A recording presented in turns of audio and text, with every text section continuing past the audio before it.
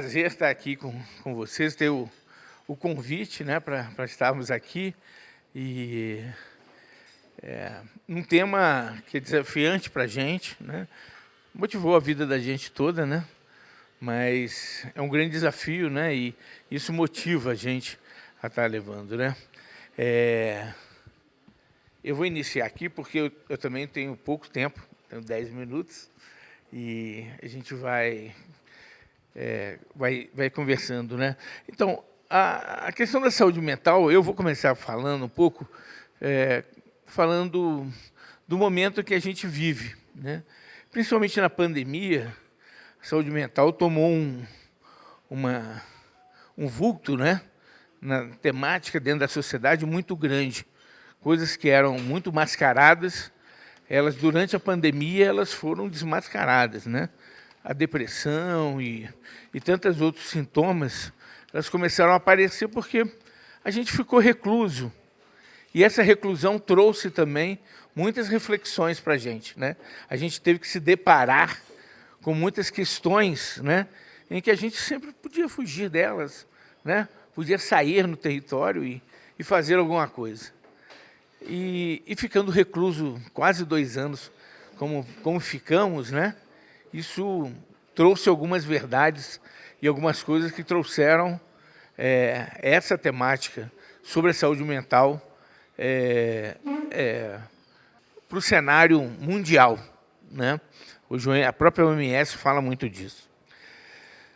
Eu vou estar mostrando para vocês o Brasil, né? Ele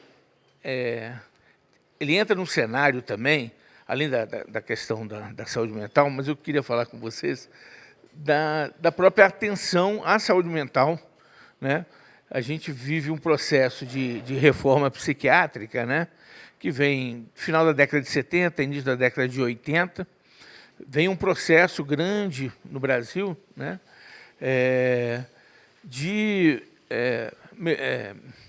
não vou falar nisso, né, porque não é melhoria, mas é como tratar as pessoas com sofrimento, né?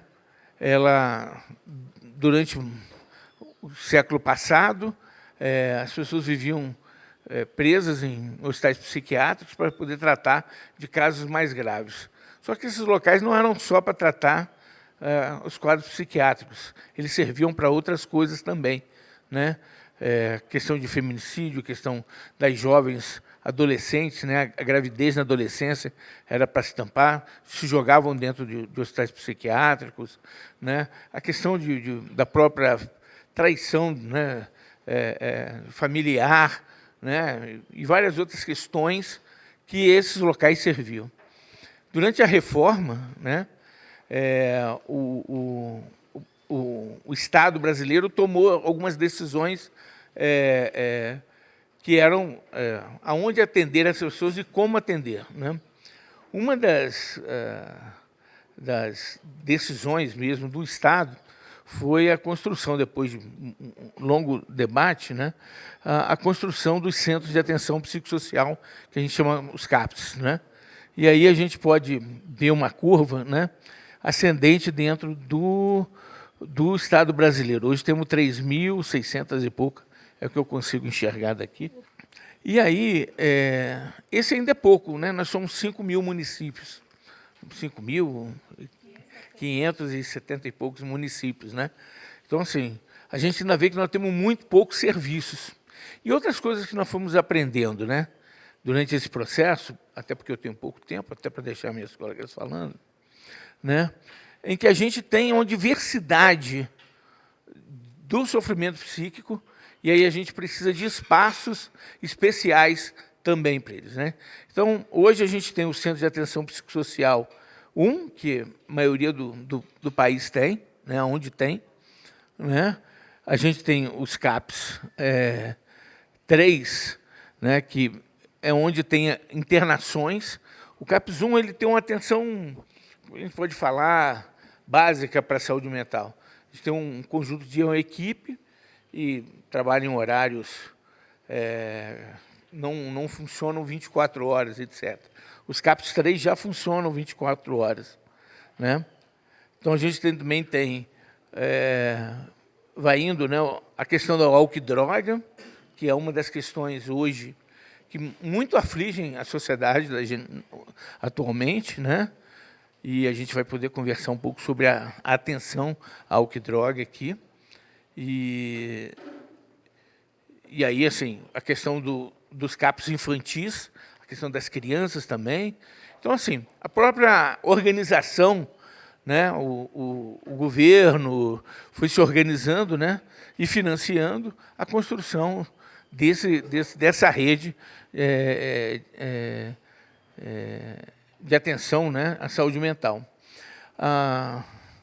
Já há alguns anos atrás, essa rede ela se expande, né, com o entendimento que a atenção básica também é um ponto dessa rede. Então, os postos de saúde mesmo que nós temos hoje, né, eles fazem parte dessa rede de atenção psicossocial. Isso ganha uma potência de porta aberta, né, de acolhimento, de trazer o sofrimento, de trazer o entendimento que uma patologia, ela não... Por exemplo, um cardiopata ou até uma pessoa que tem algum problema de diabetes, etc., que procura um posto de saúde, ele também tem sofrimento mental. É uma outra pessoa que... né? E o contrário também, né? Que muitas vezes uma pessoa, por exemplo, que sofre de uma patologia mental, também tem problemas clínicos. Então, muitas vezes as pessoas achavam que uma pessoa que tem um sofrimento mental, não, esse tem que tratar num hospital psiquiátrico, né? E aí, uma coisa que já na década de 90 foi feita, né, que é a criação das enfermarias de psiquiatria dentro de hospital geral, né? Aqui, mas é um quadro em que mostra a distribuição da própria cobertura. E o que nos entristece muito, porque moramos aqui no Distrito Federal, é que a menor cobertura de serviços de saúde mental no Brasil está no Distrito Federal, né? Mesmo, talvez, só o estado do Amazonas, com toda a sua complexidade territorial, né, tenha menos serviços do que aqui em Brasília, né? Agora, né, a gente tem acompanhado aqui de perto a hoje Subsecretaria de Saúde Mental, tem ocorrido avanços dentro do campo, né? Nós mesmos, uma ação que há muitos anos eles queriam ter aqui no território, que era a supervisão clínico institucional, que tem uma pessoa, um supervisor, né? Alguém que vá debater com os profissionais daquela unidade o funcionamento, né, a parte clínica mesmo, discutir casos e discutir todo o funcionamento da unidade dentro do território. Isso é uma coisa que eles não tinham e há mais ou menos 1 ano e meio, 2 anos, eles vêm tendo. E a gente tem bons indicadores de modificações já feitas na rede para isso, né? Então, assim, apesar de nós ainda vivemos essa cobertura baixa, a gente tem visto movimentos positivos também aqui em Brasília nos últimos anos. Isso é uma coisa que tem deixado a gente um pouco mais feliz, né? Então, essa é uma cobertura que a gente pode ver, né? A evolução de cobertura de CAPs de 2006 a 2014. Você vê que o mapa ele vai realmente, né? Ele vai se fechando. Nós temos, enquanto também uma estratégia das unidades de acolhimento, né, no Brasil. Tem ainda são 86 unidades, muito baixo, né, para as necessidades que a gente, né, necessita. Tem os consultórios de rua, que são 288, né, serviços no Brasil, né? Essa é uma grande questão que a gente vê nas grandes cidades, né, no Brasil, né?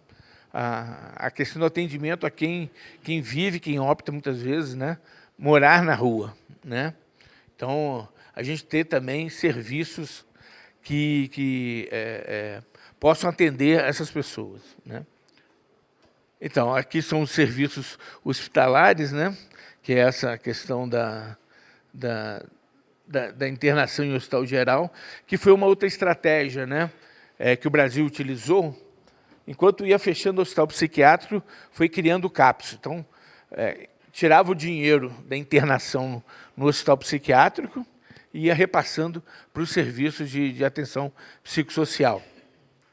O número de residências terapêuticas também no Brasil, que ela vem crescendo, já vimos que é uma necessidade grande, né?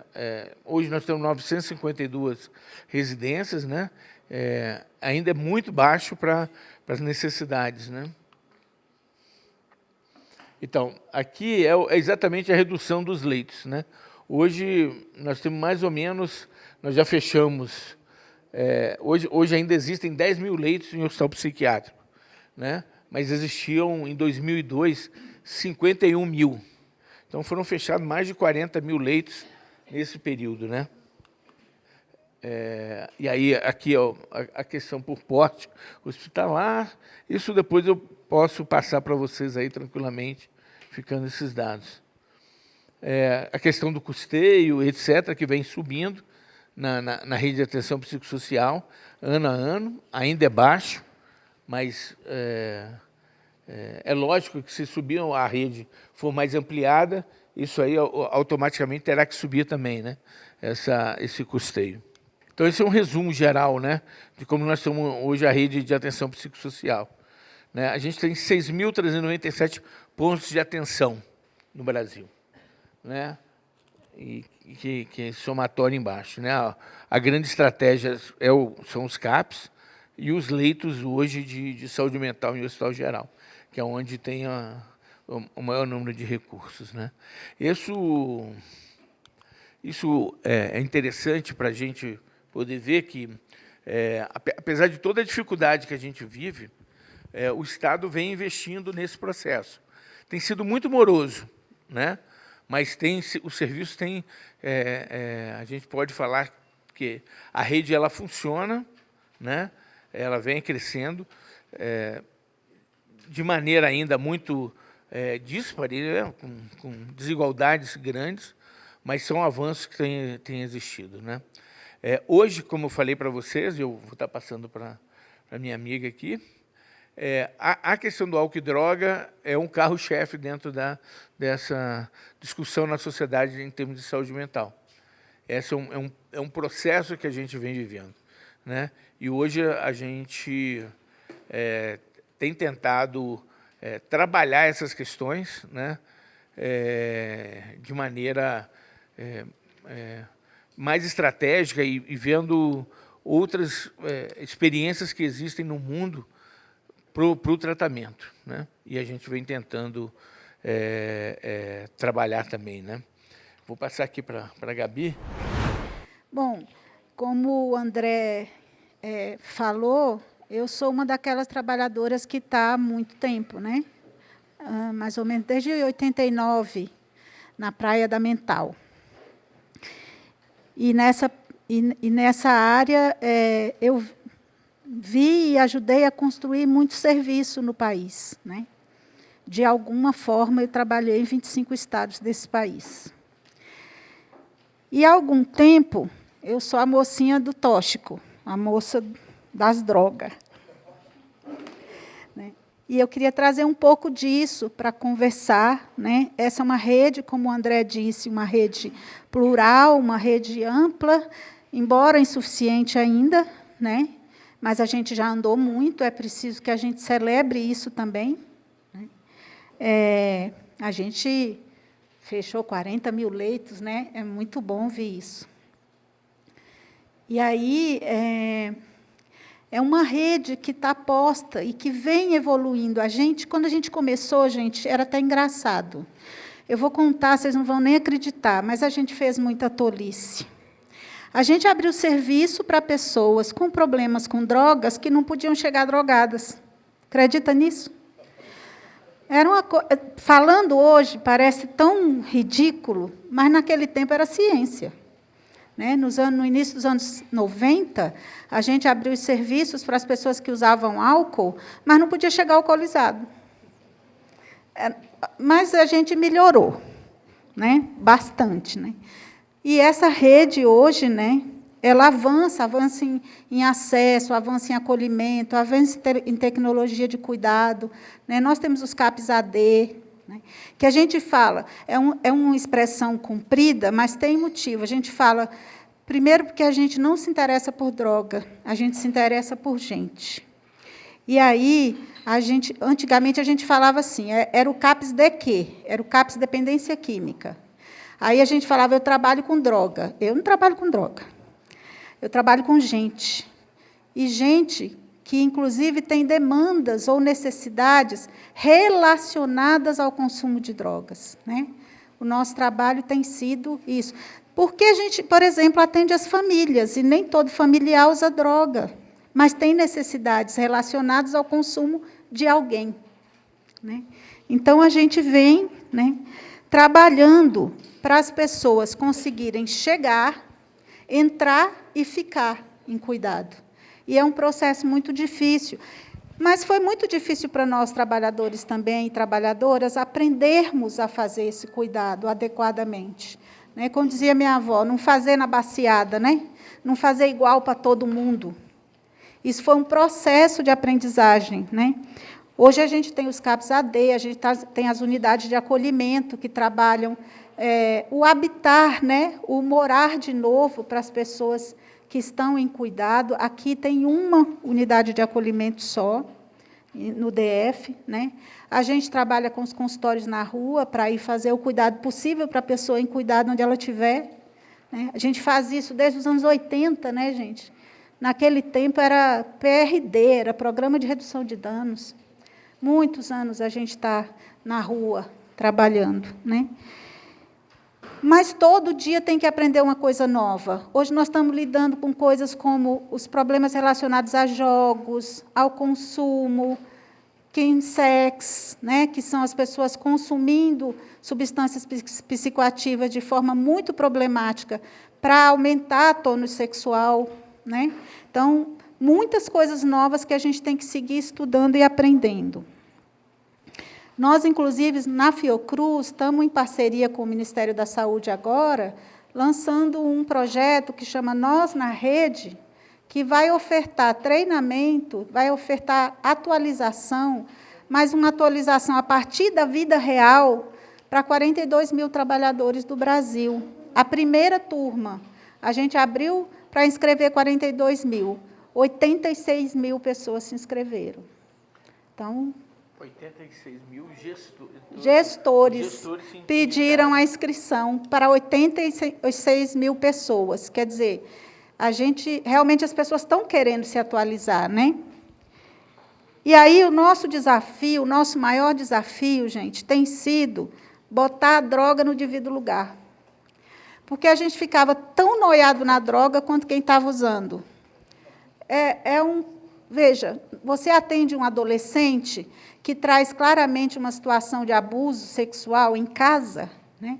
E a gente perguntava para ele, mas você está usando? Né?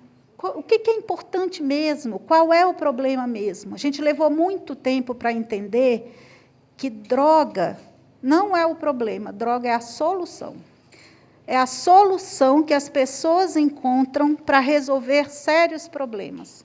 Como dizia o professor Claude Olivenstein, para suportar o insuportável. Só que é uma solução que traz problema. Então, o nosso desafio foi, primeiro, conseguir perguntar para o nosso cliente no que a droga te ajuda. Que a gente não conseguia admitir que ele buscava, ela buscava, para ajudar em alguma coisa. E nosso desafio hoje, clinicamente, é descobrir qual é o problema mesmo. E ajudar nosso cliente a enfrentar esses problemas. A droga é a solução que ele encontrou. Né? E a gente rapidamente, né, descobriu, não foi rápido não, mentira, não vou mentir para vocês não. Foi difícil, nós levamos décadas para tirar o olho da droga e botar o olho nas pessoas. Para deixar a droga no seu devido lugar. E droga não é brincadeira, como disse o professor Karl Hartz, Droga é coisa de adulto, é coisa séria, tem efeito. A gente não pode banalizar. Mas, veja, é coisa. Sujeito é gente. Né? E quando a gente começa a dizer que as drogas... A gente vê isso na mídia, né? A droga destrói família inteira. Droga dizima geração. Droga não faz isso, quem faz isso é gente. É gente sozinha, é gente descuidada, é gente em sofrimento, é gente sofrendo racismo, é gente sofrendo machismos, é gente sofrendo os efeitos da desigualdade social, da injustiça social, da guerra cotidiana onde as pessoas estão mergulhadas. Então, quando a gente resolveu assumir que droga era sintoma, a gente foi olhar para a coisa mais séria. E isso é muito difícil de fazer. Porque implica trabalho em rede, implica um modelo de sociedade. Não é coisa fácil de fazer. Não adianta só, eu já sei. Não adianta trancar a pessoa só longe da droga, porque o que faz ela precisar dessa droga está dentro dela, e onde ela for, ela se leva. E quando ela volta com a mesma bagagem.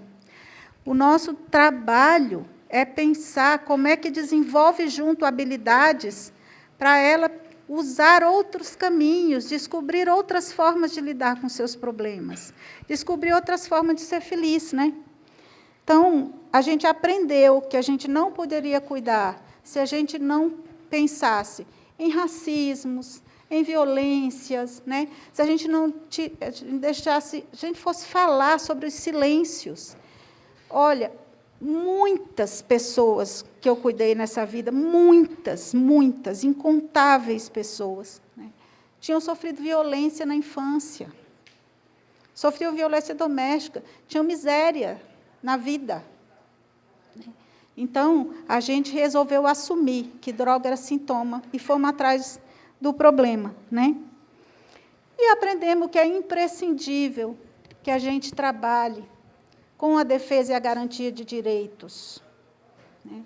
Com a pessoa se fortalecendo. Isso é muito interessante, porque, assim, na reforma psiquiátrica, que o André falou, a gente, quando foi tirar as pessoas do hospício, a gente dizia assim, nós temos que fortalecê-la, nós temos que dar voz para ela.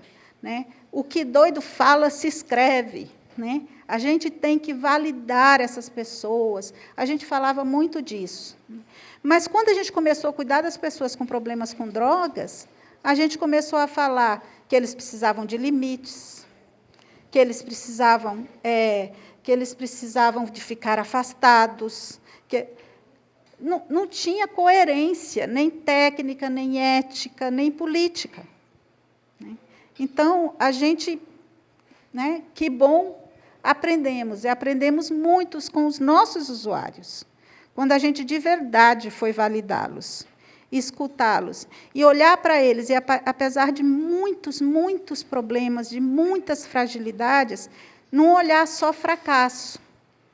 Quando a gente olhou para as pessoas e disse, rapaz, esse cara sobreviveu na rua, nas condições mais terríveis, e ele está aqui, então ele é forte. E a gente junto vai fazer outro caminho. Quando a gente creditou a nossa clientela, a gente ficou melhor terapeuta. Né? A gente melhorou. Né? Então, imprescindível trabalhar com a defesa de direitos e imprescindível trabalhar a cultura da paz. As pessoas querem ser felizes, gente. Elas querem ter paz, elas querem... E, às vezes, tantas vezes, eu aprendi na clínica que as pessoas buscam as drogas exatamente para ter paz. Então, talvez o investimento seja outras formas de ter paz. Né? Então, demorou para aprender isso aí. Mas aprendi de turminha, a gente andou e... Obrigada, gente. É um prazer estar aqui ao lado de 3 pessoas que trabalham há anos na saúde mental. Eu passei esses 2 anos da residência trabalhando, conhecendo um pouco mais sobre a RAPS. E, como todo serviço de saúde, existem os seus pontos positivos, seus pontos negativos. Né? A RAPS do DF ainda precisa crescer muito, mas, como o André disse, a gente precisa, né, reconhecer os pontos positivos e e de avanço que está acontecendo. A RAPS do DF é composta por um CAPS 1, que a gente chama de CAPS geral, CAPS todo, que atende todas as faixas etárias, atende diversas demandas de saúde mental, além de atender as pessoas que fazem uso nocivo de álcool e outras drogas. A gente tem também 4 CAPS-I, que é CAPS Infanto e Juvenil, que atende crianças e adolescentes com demandas de saúde mental e também atende crianças e adolescentes que fazem uso de álcool e outras drogas. Fica em Taguatinga, na Asa Norte, em Sobradinho e Recanto das Emas.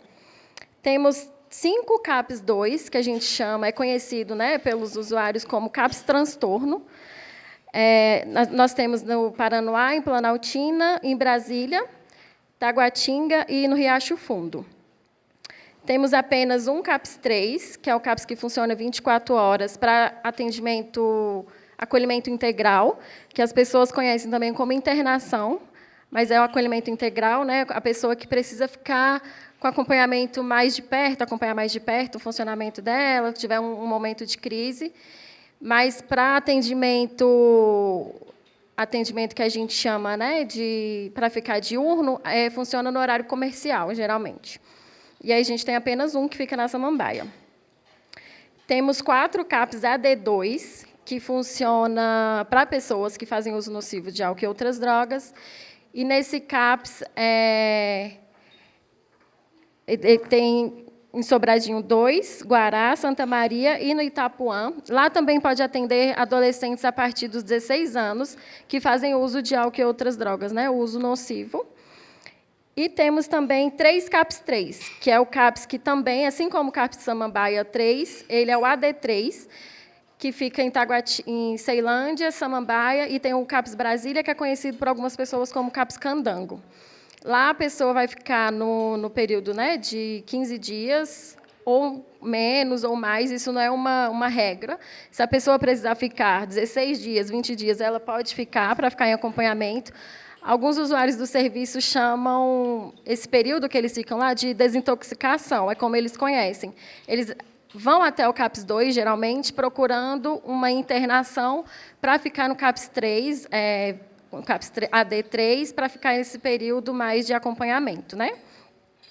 Ao todo, são 18 CAPS no DF, o que a gente considera como pouco para uma população tão grande que temos no DF, né? São poucos CAPS. Nem todos estão habilitados ainda, mas existe 18. Faz parte da RAPS também uma unidade de acolhimento, como a Gabi já tinha dito, que fica em Samambaia. A unidade de acolhimento são residências de caráter transitório, né? Que é para pessoas que fazem uso nocivo de álcool e outras drogas, que ficaram no CAPS AD3 e precisa de um lugar para ficar, às vezes tem uma rede fragilizada, está, né, no momento que precisa de um acompanhamento a mais e não tem para onde ir. E aí ela pode ir para essa unidade de acolhimento que a gente tem, que fica apenas em Samambaia. E, consequentemente, os pacientes que estão no CAPS AD3 de Samambaia é o que vão para a unidade de acolhimento. Temos 2 residências terapêuticas, que foi inaugurada ano passado. Tem uma masculina e uma feminina. Cada residência terapêutica tem 10 pessoas. Essas pessoas que estão lá, né, que estão ocupando essas casas hoje, são pessoas que ficaram mais de 2 anos em hospitais psiquiátricos, hospitais de custódia, e que não tinham uma rede, não tinham uma família para voltar, e aí, hoje em dia, estão morando atualmente nessas casas, nessas residências terapêuticas. Temos 2 enfermarias de saúde mental em hospitais gerais, que fica no HUB e no Base. Essas enfermarias funcionam 24 horas e é para pessoas que precisam de atendimento de urgência e emergência, né? Um atendimento de crise, o HUB aceita mulheres grávidas, ele é a referência, né, para o atendimento de mulheres grávidas, puérperas, que estão passando por alguma demanda de saúde mental e precisam desse acolhimento. As UPAs também fazem parte, como o André disse, as UPAs também fazem parte da RAPS DF, que eu reconheço como portas de entrada para pessoas que estão em situações de crise. por exemplo, uma crise de ansiedade, uma pessoa que tentou autoextermínio, muitas vezes entram na rede, né, na saúde mental, pela UPA. E aí, após a UPA, vai um encaminhamento para conhecerem o CAPS da sua região. E temos também as UBSs, como o André disse também, e hoje em dia a gente tem a EMUT, que antigamente era conhecida como NASF, ela também faz parte da RAPS, assim como os consultórios na rua. Ao longo da residência, eu não passei por todos os serviços da RAPS, né? Eu conheci mais de perto o CAPS 1, o CAPS AD2, a enfermaria de saúde mental, passei no consultório na rua, conheci o CAPS 1, que é o CAPSI, que é o CAPS infantil, né? Que é de extrema importância a gente falar sobre o CAPS infantil, tendo em vista a demanda crescente do sofrimento psíquico, né, das crianças e dos adolescentes. Então, no CAPS infantil, a gente não faz um atendimento voltado apenas para o diagnóstico da criança ou do adolescente, né? A gente tenta entender um pouco mais sobre o seu crescer, sobre o adolescer, que são inúmeras mudanças e, às vezes, causa sofrimentos psíquicos. Mas não só as mudanças, né, que estão acontecendo, assim como a rede familiar fragilizada, alguns acontecimentos das escolas, como bullying, a sua rede, vizinhança fragilizada, isso tudo pode causar um sofrimento psíquico na criança e no adolescente. E quando a gente trata, né, quando a gente cuida da saúde mental da criança e do adolescente, a gente não está tratando só ele, a gente trata também os seus familiares, os responsáveis. Acredito que o CAPSI a gente precisa de mais CAPSI, né, porque a gente só tem 4 e ele é de extrema importância. E é isso, como tudo que a gente faz tem seus pontos negativos e seus pontos positivos, né? Eu, nesses 2 anos, encontrei algumas fragilidades na RAPS DF, como sucateamento, que a gente pode chamar dos serviços.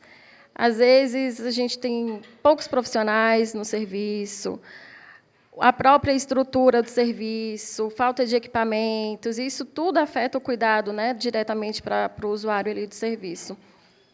Como a baixa cobertura territorial, a dificuldade de acesso, é mais uma fragilidade. Como eu disse, são apenas 18 CAPs para uma população tão grande, né?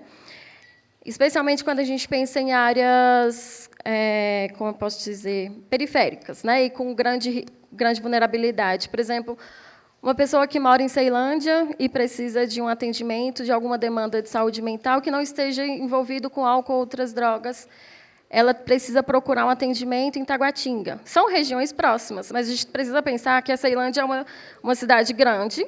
Tem, por exemplo, Sol Nascente, que fica dentro da Ceilândia, a pessoa precisa deslocar para lá para ir para um CAPS de Taguatinga. Então, a gente precisa fortalecer a rede nesses sentidos. Abrir mais CAPs, a gente está tendo, né, está com previsão de construção de 5 novos CAPs na RAPS, mas é isso, a gente precisa fortalecer, continuar pedindo, investir na política para a gente pedir mais serviços para esses territórios. Eu reconheço também como fragilidade a comunicação dos serviços na RAPS, porque é isso, né? Uma rede que não conversa é uma rede falha. Então, a rede ela tem várias ligações.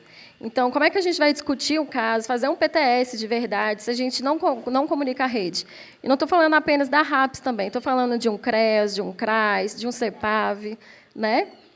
De ir na comunidade da pessoa para ver como é que é a situação, né? A relação da pessoa, nas escolas, no trabalho. Então, a gente precisa ter a comunicação para fazer um cuidado em saúde mental, né? Um cuidado na comunidade.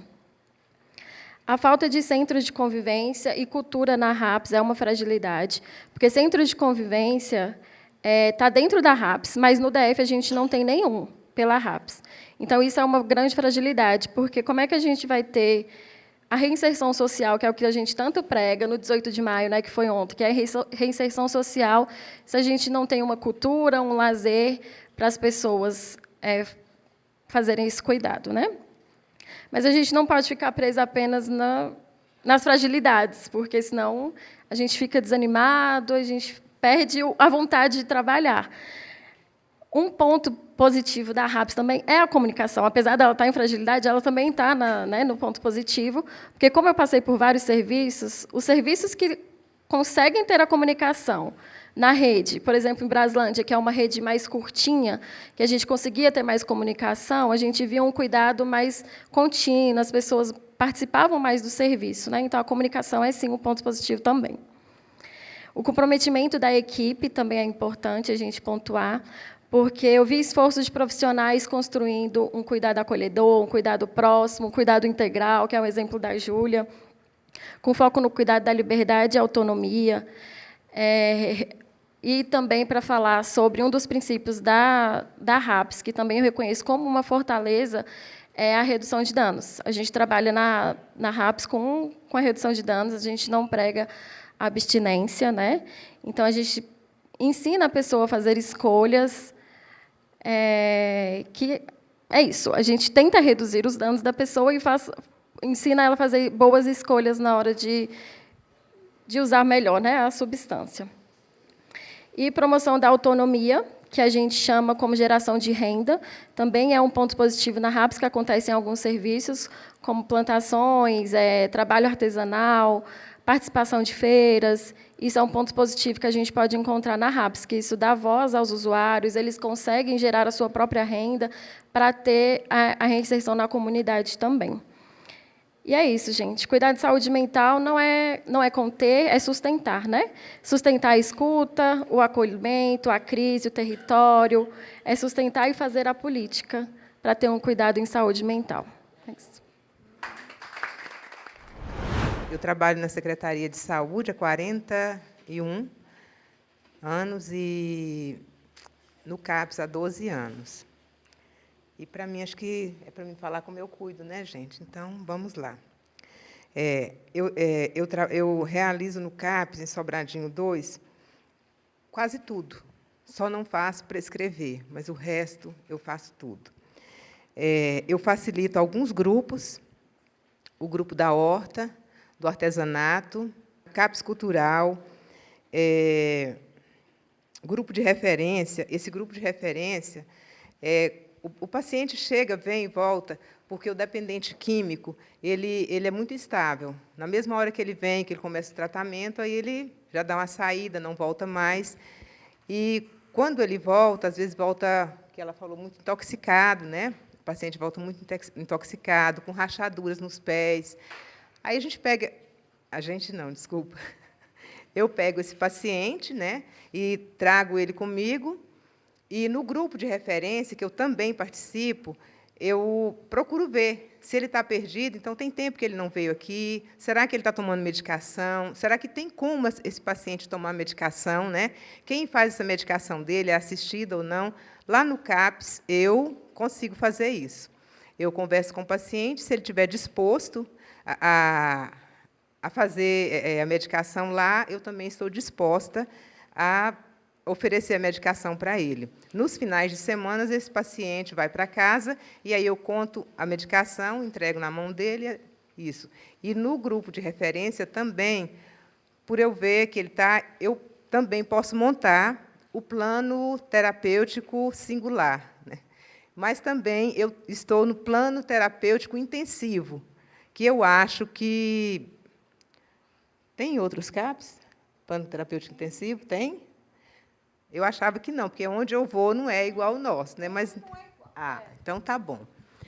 Então, esse plano terapêutico intensivo é o seguinte: o paciente chega, ele é acolhido no balcão. Aí, quando acolhe ele, geralmente, o paciente está ruim, o paciente está isso, está aquilo. Então, vamos colocar no plano terapêutico intensivo. Essa hora que eu pego esse paciente, levo para debaixo do pé de manga, eu levo para a horta, e ali eu consigo fazer, não sei como, mas eu consigo fazer um trabalho muito bem feito com ele. Ele chega de manhã cedo, ele, se quiser, ele toma um banho, né? Aí ele pode almoçar, ele tem direito ao café da manhã, ao almoço, ao lanche. E mesmo assim, eu pego esse paciente e tento conversar com ele, ver como é que ele está, bater papo. Eu sou amiga deles mesmo. Acho que não existe outra palavra para mim dizer, né? Sou muito humana, e aí a gente fica conversando e tudo. Nós já tivemos alguns casos de paciente que ficou na horta comigo. Não é que ele sarou e curou, porque dependência química não tem cura, né? Infelizmente, a dependência não tem cura. Mas, assim, que ele hoje, acho que está trabalhando na Fiocruz. Ele... Como é que ele ele é, acho que, representante dos moradores de rua, então ele está bem ponderado, é o Cleidson, né? Ele tá muito bem ponderado, e o único lugar que ele ficou lá foi na horta. Ele nunca tomou nenhuma medicação, né? Ele nunca tomou nada, foi na horta, e ele está bem, assim. Hoje ele está casado, tem 2 filhos, e tem outros casos também, né? Aí, o caso, eu trabalho no CAPS, mas eu tenho vizinhos, né? Porque o CAPS está aqui e tem uma rua muito grande, Sobradinho 2. Aí, então, eu tenho um vizinho. Se eu preciso de alguma coisa no CAPS, porque nós não temos nada, né? Nós não temos verba para nada, aí eu vou, por favor, você podia emprestar a escada? Então, tem uma bicicletaria, foi fechada esses dias. Tinha uma bicicletaria lá que o seu Antônio, o dono da bicicletaria, tudo que eu precisava, ele amolava o facão para me levar para a horta, ele me emprestava uma enxada, ele fazia 1001 coisa para mim. Mas ele também é alcoolista, gente. E ele bebia, e eu fui atrás dele. Falei, Tony, pelo amor de Deus, vem comigo, o CAPS está encostado aqui, cara. Não, isso não é para mim, né? E aí fui, e, de repente, eu pensei comigo, sabe o que eu vou fazer? Não disse que tem uns tais consultórios de rua, porque eu não conheço, gente, é porque eu não conheço mesmo, porque meu trabalho é outro, né? Aí fui atrás do médico, no CAPS, uma enfermeira, que também é muito amiga minha, e o doutor Wallace também é uma pessoa muito boa. Aí eu falei, se eu for atrás dele, se eu conseguir, você prescreve, você pede a internação compulsória? Aí ele falou, na hora, Júlio, o que você fizer, está feito. E eu consegui, gente, tudo isso, e ele hoje está internado na Ceilândia, na Clínica Recanto. Ele foi pegado na marra porque ele não queria ir de jeito nenhum, né? Mas ele já estava todo prejudicado, com escamação nas pernas, estava muito, muito doente. Então, e assim é os pacientes também. Deixa eu, para mim não sair da... Deixa eu ver o que mais. Além dos grupos... eu gosto muito de falar sobre redução de danos, né? Eu trabalho muito com redução de danos com os pacientes que ficam comigo lá do lado da horta. Outra coisa, eu não trabalho, eu não acolho em consultório. Eu não acolho em consultório porque eu tenho um transtorno de base, né? Já nasci com esse transtorno, e se eu for consultar uma pessoa que tiver transtorno bipolar e ele estiver em crise, eu também vou me desgringolar. Mas eu acolho muito, eu acolho muitas pessoas. Eu acolho os vizinhos, eu acolho o pessoal do CAPS, mas fora do consultório. Dentro do consultório, eu só entro dentro do consultório quando um paciente ele está muito inadequado, ele não tem como a gente conversar com ele, aí eu chamo mais 2 pessoas, a gente entra no consultório e a gente dá uma enquadrada nele, né? Dá uma enquadrada nele e tem dado resultado também, né?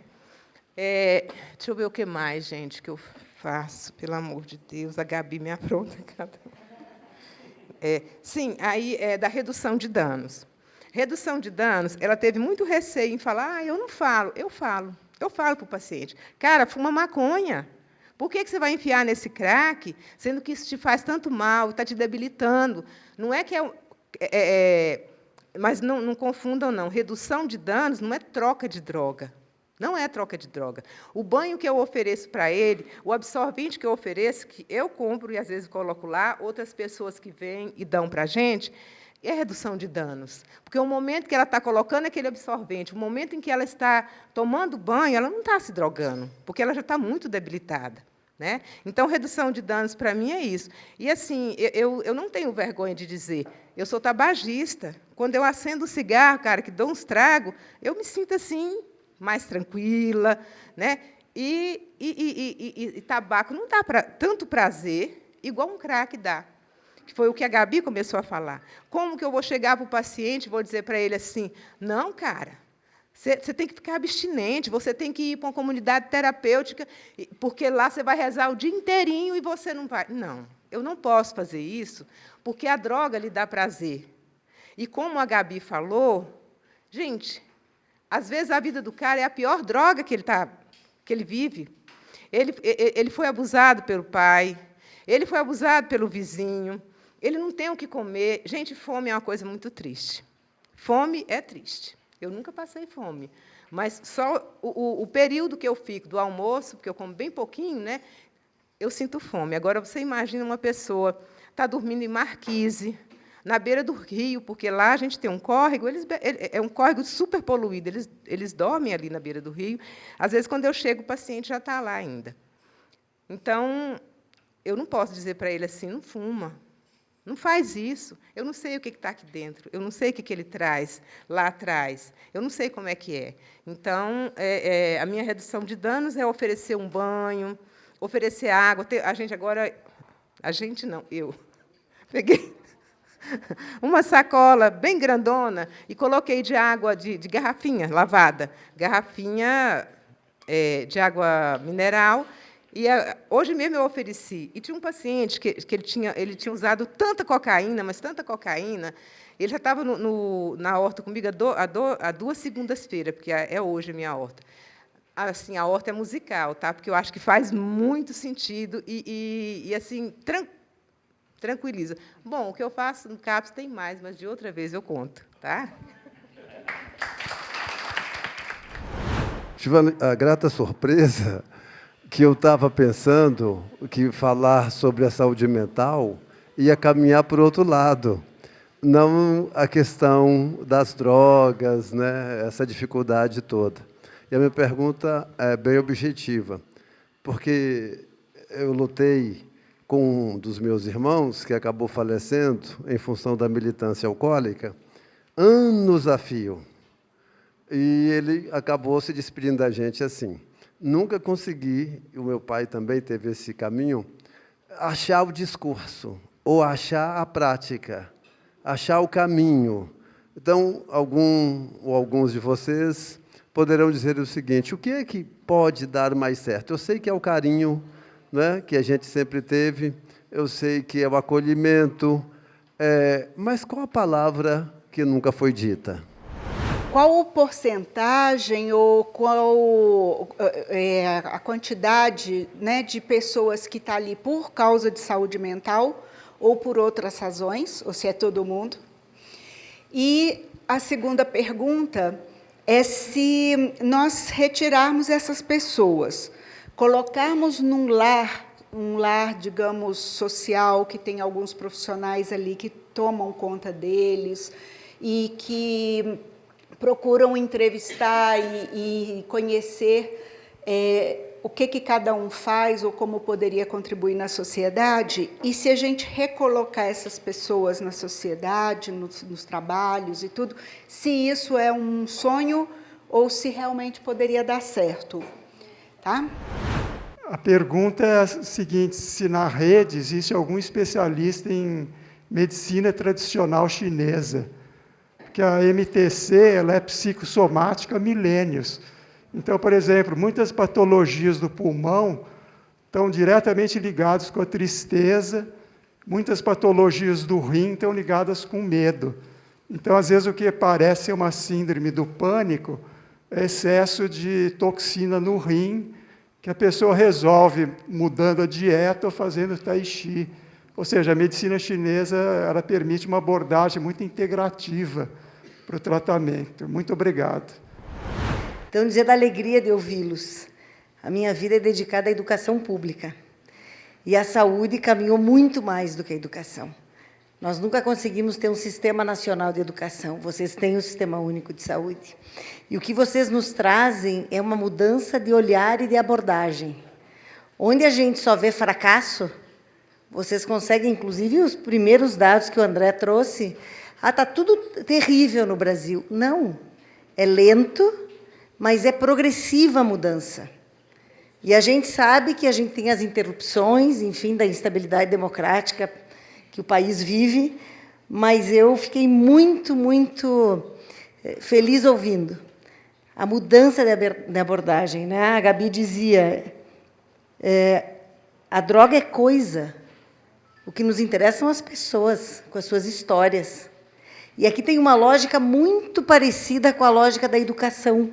Quando a gente para de olhar para essa criança como uma criança fracassada e começa a ver nela uma potência de vida, porque ela tem uma história, né, que às vezes é terrível, porque a criança que está no atendimento da saúde está lá na escola. Por isso que a gente luta pela construção, né, Leandro, já vou terminar.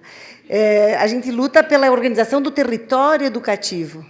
em que a educação fale com a saúde, fale com o esporte, fale com a cultura, em que os profissionais comecem a conversar entre si. Então, dizer da alegria de ouvi-los, tá? E de perceber esse processo lento, mas progressivo do avanço no Brasil. A fala da Júlia, essa fala da vida, a horta, né? Falávamos da Nise, né? Da doutora Nise, que eu acho que é uma referência quando pensa um outro jeito de tratar o que a sociedade chama de loucura, né? Porque o Caetano Veloso diz que de perto ninguém é normal. E a gente insiste em ter uma coisa homogênea.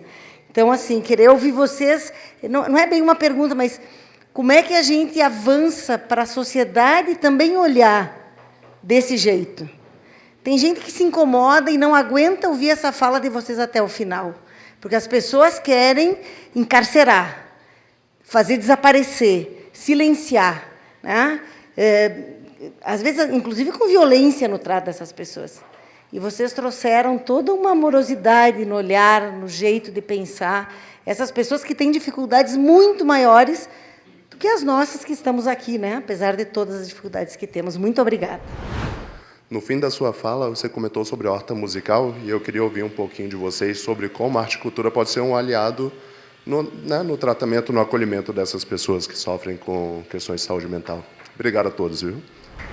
Essa mudança, né, que Cláudia Jaqueline coloca, ela é intensa, ela é de uma vivência intensa, né?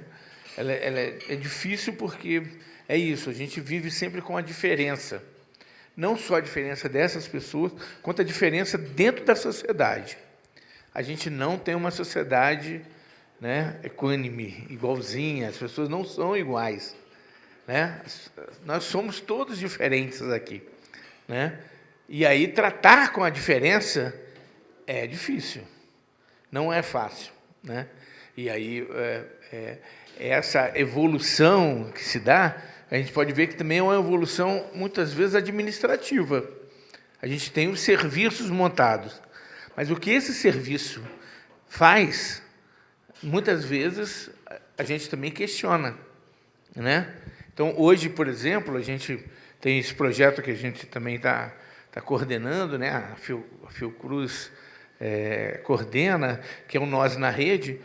Nós passamos 9 anos sem um programa de educação permanente para os profissionais dos CAPs.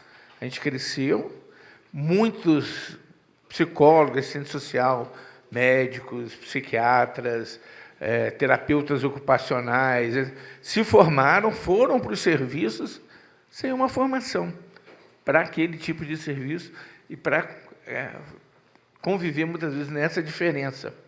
A gente pega, né, assim, eu sou psicólogo, e a gente vê que a formação, muitas vezes, ela não atende para esse modelo de serviço. Então, agora nós estamos trabalhando isso. Não é à toa que os gestores, a gente abriu para os gestores, esperando, assim, não, o próprio Ministério não tem esses números. Mas, no diálogo com o Ministério, disse, não, nós devemos ter em volta de 40, 45 mil profissionais nos centros de atenção psicossocial no Brasil. Quando a gente foi ver, quando abriu para o CONASEMES, né, que é o Conselho Nacional dos Secretários Municipais de Saúde, eles falam nisso. Assim, não, nós temos agora 82 mil profissionais que o gestor libera para fazer o curso. Não é que ele está fazendo todo mundo ainda. Sim, né? Por quê? Porque, como foi dito aqui também, assim, nós temos muitos centros de atenção psicossocial que não estão cadastrados. Tem muita prefeitura bancando o serviço sem receber financiamento. Isso é muito, não são poucos. Assim, nós temos 18 aqui e nem todos são cadastrados. Se eu não me engano, 12 em Brasília. Além de serem poucos, nem todos são cadastrados. O GDF financia, tira dinheiro dos impostos para financiar. Isso acontece no Brasil todo. No Brasil todo. Então, assim, essas diferenças, e aí os serviços também que precisam ser trabalhados, né? Ele é grande. Só a última coisa, para te dar uma notícia lá do Rio Grande do Sul, nós estamos apoiando uma ação, junto com o Ministério da Saúde, o COSENS do Rio Grande do Sul e a rede de saúde mental lá do Rio Grande do Sul, na reorganização da própria rede do Estado que acabou com a questão ambiental lá dos acidentes. Então, a gente veio discutir não só a questão da saúde mental, mas a questão ambiental também dentro desse processo. Então, a gente está iniciando esse, e a expectativa é de ter 1.600 pessoas esse ano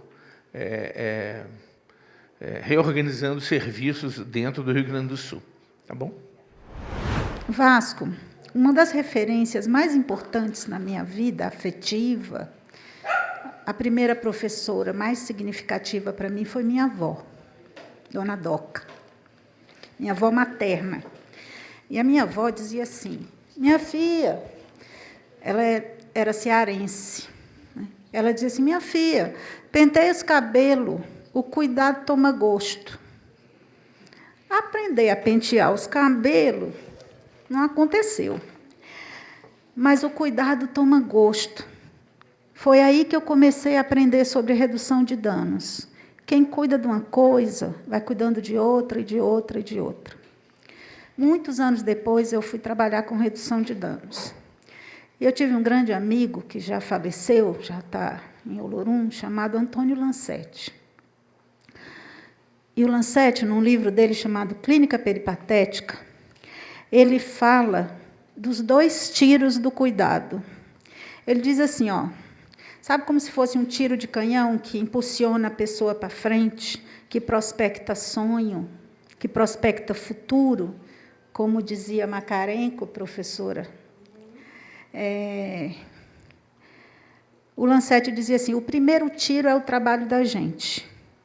É aquilo que a gente faz de melhor, acreditando as pessoas, apostando nas pessoas, caminhando junto, no caminhar dela, sem escolher por ela. Isso é muito difícil de fazer. É fácil de falar, mas é difícil de fazer.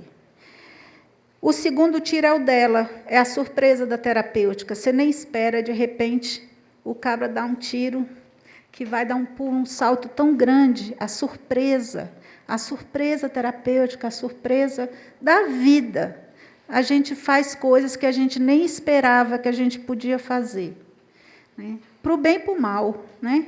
A gente descobre potências para todo lado da gente. E ele falava disso, da surpresa.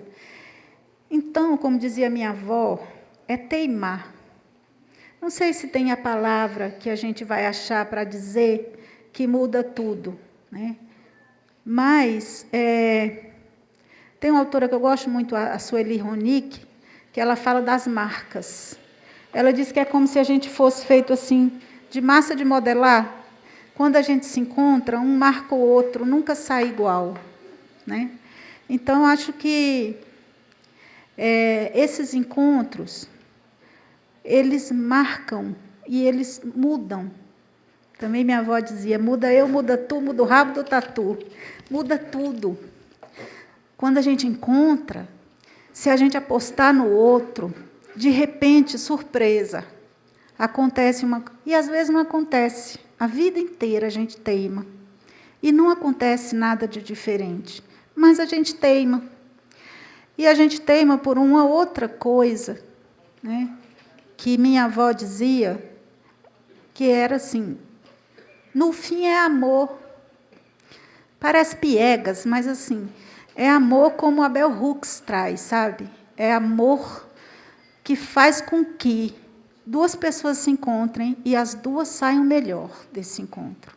Que faz tirar o que é de melhor da gente. E aí, assim, eu nunca encontrei a palavra, mas acho que o amor é uma potência, assim, quando a gente não desiste das pessoas. E é muito difícil teimar, não desistir. Mas eu escuto muitas pessoas dizerem que a nossa clínica é a clínica do fracasso. Falo por você, quem disser isso. A minha clínica não é do fracasso. A minha clínica é da aposta nas pessoas. E isso é muito difícil. E requer também política pública, investimento, dinheiro, gente para trabalhar. A reforma psiquiátrica é substituir grade por gente, então tem que ter gente.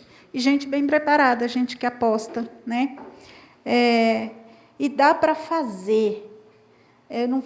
A gente não tem tempo de falar nisso agora, mas vocês talvez já conheçam o programa de braços abertos, né? Um programa de casa primeiro, housing first, primeiro casa, primeiro dignidade, primeiro trabalho. Foi feito em São Paulo, na chamada Cracolândia. E a gente mostrou que se può fare. Tem um filme muito lindo da saúde mental que vocês poderiam assistir, que chama Se può fare, dá para fazer. É muito lindo, para ver como se a gente achar as potências das pessoas, né? Tudo pode mudar. E é isso, acho que o que faz avançar é experimentar coisas novas. Experimentar. O que faz mudar é a experiência humana. As pessoas que usam drogas, as pessoas que enlouquecem, elas têm experiências muito duras, né? Mas, se a gente puder viver outras experiências que acorde, né, potência nas pessoas, e isso significa trabalho, né? Droga usada com dinheiro de trabalho é diferente de droga usada com dinheiro que pede, com dinheiro que rouba, é diferente. Muda eu, muda tu, muda o rabo do tatu, muda tudo. Né? As pessoas se veem diferentes, se sentem diferentes, né? Eu vou deixar a arte para a música, mas há um tempo atrás, eu não sei quem, acho que foi você que perguntou sobre a medicina tradicional, né, professor? Há muito tempo a gente fez um projeto sobre um CAPS de PICs, né? De PIS agora, né? Que as medicinas tradicionais deixaram de ser complementares, elas são tão inteiras que elas não mereciam isso, né? Mas que é isso, assim, tem muita medicina tradicional, tem muito conhecimento que ainda está de fora, mas aos poucos a gente está construindo isso, né? Com a medicina tradicional dos povos indígenas, né?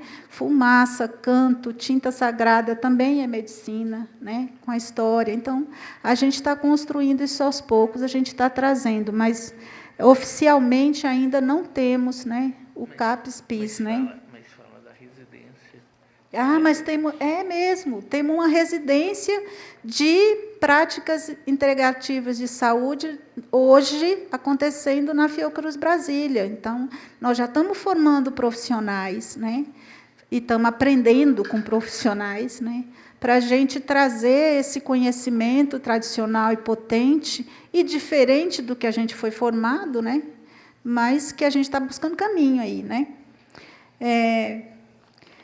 Então, recomendar para vocês, conheçam a história do programa de braços abertos, para a gente ver que, se può fare, dá para fazer. Bom, respondendo a moça ali, da arte, da cultura, né? Olha só, gente, que chique, eu na UNB, respondendo sobre a arte e cultura.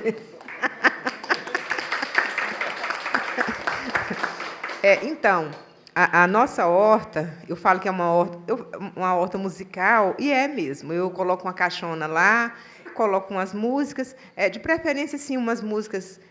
Quando eu estou facilitando sozinha, eu prefiro assim, umas músicas que falem de roça, de fazenda, do interior. Combina com a terra e combina com a horta, e eles gostam muito, mas também eles são livres para ouvir qualquer coisa. O ano passado, nas minhas férias, eu viajei para a Bahia com a minha família. E aí eu falei, olha, gente, cada pessoa podia me dar um berimbau de presente. Não é para mim. Aí eles falam assim, eu já sei, é para levar para o CAPS. E aí me deram 8 berimbaus. E eu levei para o CAPS, mas o ladrão entrou lá e roubou o data show, roubou os berimbaus e tudo. Mas, assim, te respondendo agora, gente, eu acho assim, que a arte, pelo amor de Deus, ela está em tudo, tudo. E, inclusive, para o dependente químico e também, quantos cantores aí morreram de overdose, né? Quantas coisas aconteceram. E para o morador de rua, porque, assim, é morador de rua, porque usa droga, de repente, aí ele fica com um transtorno, não é? Porque tem um transtorno depois da droga também. Então, tudo que é ligado a a arte e a cultura é para eles. Quantos pacientes, às vezes, vêm conversar comigo, falam de assunto que eu nem entendo. Eles são tão inteligentes, mas tão inteligentes, que eu acho que eles usam droga porque ele não cabe dentro dele. Sabe, a inteligência assim, é uma coisa... E eles não aguentam. Né? E aí eles usam droga para tentar ficar no espaço nosso. Né? Que nosso espaço também é só cheio de gente doida, mas eles tentam ficar ali. Então, a arte... Eu também sou do artesanato. Né? Eu sei bordar, não sei pintar, mas eu sei bordar, eu sei um bocado de coisa, tricô, crochê, essas coisas. Hoje, dizem que isso é para quem fica velho. Hoje, que eu fiquei idosa, eu não gosto mais. Né? Mas eu sei fazer. Então, é igual artesanato, é a arte com as próprias mãos. Eles gostam de tudo isso. O problema, gente, que é muito difícil. Chegar aqui e falar bonito é uma coisa, mas voltar no CAPES e lá não ter nada, nada, vezes nada. O adubo sou eu que vou ali no homem ali e compro. Tudo que a gente precisa. Você sabe como é que é, né? Ela sabe. Ela fez residência lá e ela viu, é uma calamidade. Mas, assim, para a teoria, eu te falo, é muito bom, é bom demais.